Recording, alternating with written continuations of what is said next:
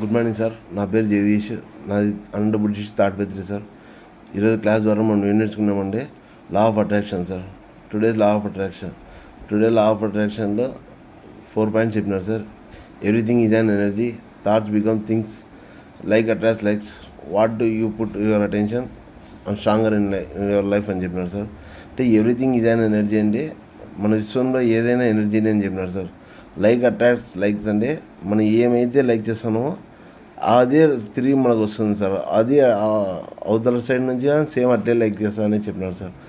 అంటే ఈరోజు కీలకమైన పాయింట్ చెప్పినారు సార్. మనం ఎప్పుడైతే సూర్యుని కన్నా ముందు లేస్తామో అదే అప్పుడు మనం లీడర్ అవుతాము.